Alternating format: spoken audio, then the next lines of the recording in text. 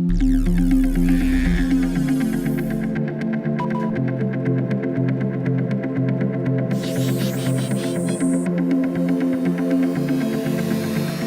actually fell into becoming an MS researcher. I was always really interested in the way that the nervous system works, and I was really lucky to do a PhD with an amazing group of MS researchers, and along the line I just became really interested and passionate about researching MS.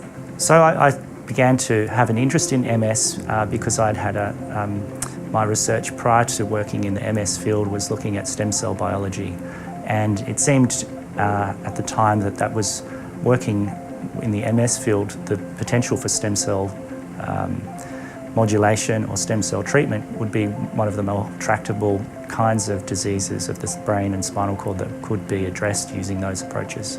I chose to study genetics, I chose to study medical research, and the reason I ended up working on multiple sclerosis is that was an area where genetics looked like it might be particularly useful in helping therapy. I didn't choose to become an MS researcher. I think MS chose me.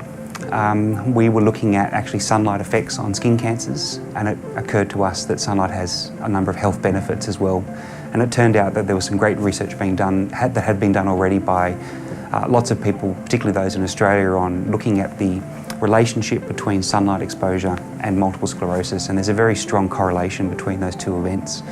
Not that sunlight causes MS, sunlight protects from MS, and so for me as an immunologist, I found this fascinating. I think I have to disappoint you if you were after something like, oh, my mother has MS or my best friend.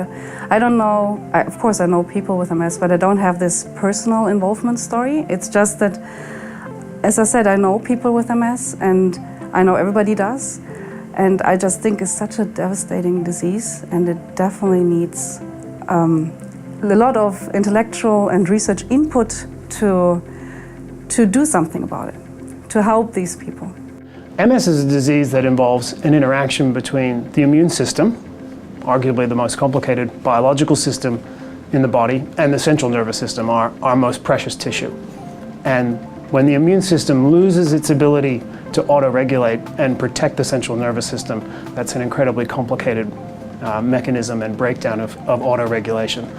And it's that interaction between our most precious tissue, the central nervous system, and the immune system that was so fascinating to me. And that's why I decided to pursue MS.